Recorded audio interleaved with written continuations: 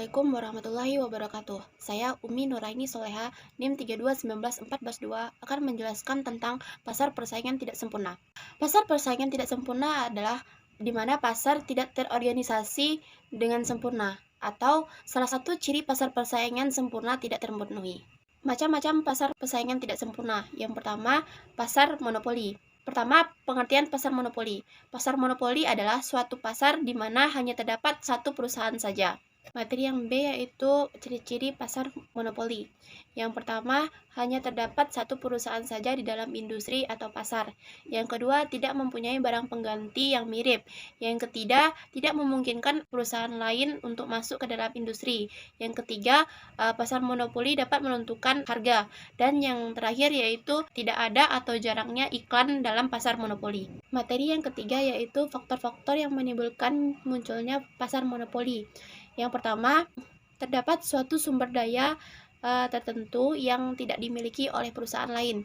Yang kedua, dapat menikmati skala ekonomi dengan produksi yang sangat tinggi. Yang ketiga yaitu timbul dan berkembang melalui undang-undang atau adanya undang-undang yang berisikan pemerintah memberikan hak monopoli kepada perusahaan tersebut. Materi yang keempat yaitu kelebihan pasar monopoli. Yang pertama, mendorong adanya inovasi baru agar tetap terjaga monopolinya. Yang kedua, tidak mungkin muncul perusahaan-perusahaan kecil. Dan yang ketiga, mampu melakukan penelitian dan pengembangan produk. Yang keempat, meningkatkan daya saing karena kemampuan perusahaan yang efisien. Yang kelima, mudah mengontrol kepentingan orang banyak. Dan yang terakhir, dapat meningkatkan inovasi karena pemberian hak cipta dan hak paten. Sekian materi yang saya jelaskan. Semoga bermanfaat. Saya akhiri. Assalamualaikum warahmatullahi wabarakatuh. I got so much motherfucking design on right now. Break it down, bring it back, make it clap. I got 3 old thoughts, new guap, where that dick. Bitches on my line, and you know they come strapped. Hold up, what it not, 45, scope it cash like whoa.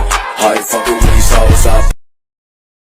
Assalamualaikum warahmatullahi wabarakatuh. Baiklah, saya Nisi Safitri, NIM 32191443 akan menjelaskan tentang syarat diperbolehkannya monopoli. Yang pertama yaitu bermanfaat bagi kesejahteraan ekonomi. Yang kedua yaitu terakhir karena kondisi alam. Yang ketiga yaitu hanya ada satu produsen dan hanya ada satu konsumen. Selanjutnya adalah diskriminasi harga. Diskriminasi harga yaitu berbedanya harga dari barang yang sama dengan konsumen yang berbeda. Syarat dibolehkannya diskriminasi harga, yang pertama barang tersebut tidak ada di pasar lain atau tidak dipindahkan ke pasar lain. Yang kedua harga tersebut merupakan ketentuan dalam suatu pasar. Dan selanjutnya adalah hambatan dari pasar monopoli. Yang pertama hambatan teknis, yaitu susahnya bersaing dengan perusahaan lama yang sudah berdiri bagi perusahaan baru. Yang kedua adalah hambatan legislatif, yaitu adanya hak undang-undang dan hak paten. Selanjutnya adalah dampak dari pasar monopoli. Yang pertama menimbulkan eksploitasi antara konsumen dan pekerja. Yang kedua yaitu hilangnya kesejahteraan konsumen untuk memilih satu barang. Yang ketiga yaitu memburuknya makro ekonomi nasional, dan yang terakhir adalah memburuknya perekonomian internasional. Itulah hasil presentasi dari saya. Assalamualaikum warahmatullahi wabarakatuh.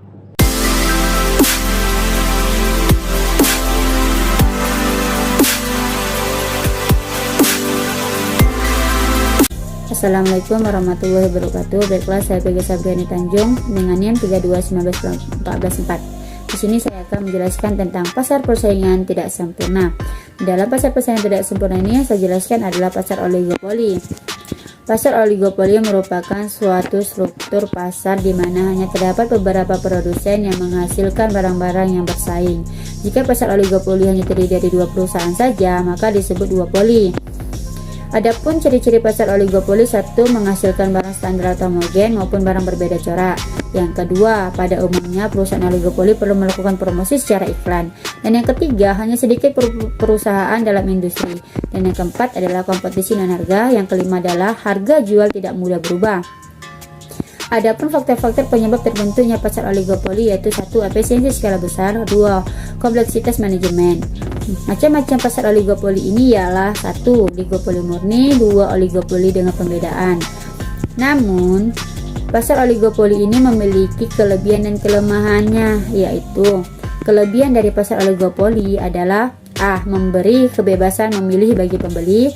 B. Mampu melakukan penelitian dan pengembangan produk. Yang C. Lebih memperhatikan kepuasan konsumen karena adanya persaingan penjual. Dan kelemahannya adalah: A. Dibutuhkannya investasi dan modal yang besar untuk memasuki pasar karena adanya skala ekonomis yang telah diciptakan perusahaan sehingga sulit bagi pesaing baru untuk masuk ke dalam pasar. Yang B. Apabila terdapat perusahaan yang memiliki hak paten atas sebuah produk, maka tidak memungkinkan bagi perusahaan lain untuk memproduksi barang sejenis. Dan yang C.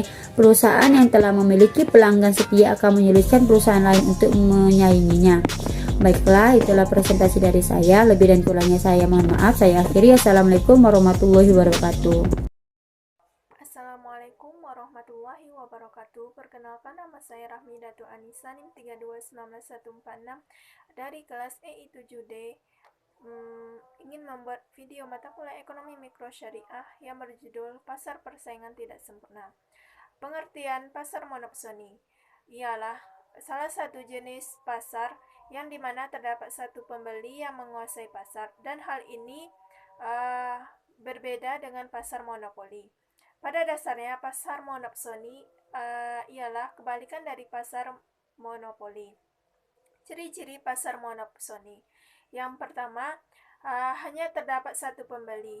Satu pembeli yang ada dalam pasar menjadi ciri khas yang dimiliki oleh pasar monopsoni. Dengan hal ini yang diuntungkan dan mendapatkan hasil lebih banyak adalah pembeli, bukan penjual. Yang kedua, hanya sesuai dengan keinginan pembeli. Pembeli memiliki kekuasaan penuh atas segala kegiatan jual beli yang ada di pasar ini, terutama pada pembentukan harga. Yang ketiga, produk yang diperjualbelikan barang mentah. Kebanyakan produk yang diperjualbelikan dalam pasar monopsoni adalah produk mentah karena proses kegiatan ekonomi di pasar ini semacam distribusi. Yang keempat, pendapatan tidak merata. Pendapatan masyarakatnya tentu tidak merata dengan adanya pasar monopsoni ini karena bisa dibilang yang kaya semakin kaya dan yang miskin semakin miskin. Yang terakhir, sering terjadinya perselisihan. Pasar monopsoni sering terjadinya perselisihan antara pembeli dan penjual. Hal ini terjadi ketika harga yang ditetapkan oleh pembeli tidak sesuai dengan harapan penjual, maka di sini sering terjadi sebuah permasalahan antara keduanya. Sekian dari saya. Assalamualaikum warahmatullahi wabarakatuh. Assalamualaikum warahmatullahi wabarakatuh. Perkenalkan, saya Ruri Mustika, NIM 3219448, akan menjelaskan tentang ciri-ciri pasar monopolistik serta kelebihan dan kekurangan pasar monopolistik. Yang pertama, saya akan membahas tentang ciri-ciri pasar monopolistik. Ada 5. Yang pertama, terdapat banyak penjual. Yang kedua, produknya tidak homogen. Yang ketiga, perusahaan mempunyai sedikit kekuatan untuk mempengaruhi harga. Yang keempat, produsen dapat keluar masuk pasar. Yang kelima, persaingan promosi dalam penjualan sangat aktif. Kemudian kelebihan dan kelemahan pasar. Kelebihannya ada 4. Yang pertama, banyaknya produsen. Yang kedua, kebebasan keluar masuk bagi produsen. Yang ketiga, diferensiasi produk. Yang keempat, pasar ini relatif mudah dijumpai oleh konsumen. Selanjutnya, kelemahan dari pasar monopolistik antara lain ada 3. Yang pertama, pasar monopolistik memiliki tingkat persaingan yang tinggi. Yang kedua, dibutuhkan modal yang cukup besar. Dan yang terakhir, pasar ini mendorong produsen untuk selalu berinovasi sehingga berpengaruh terhadap harga produksi yang akan berpengaruh terhadap harga barang yang akan dibeli oleh konsumen. Mungkin itu presentasi dari saya. Wassalamualaikum warahmatullahi wabarakatuh.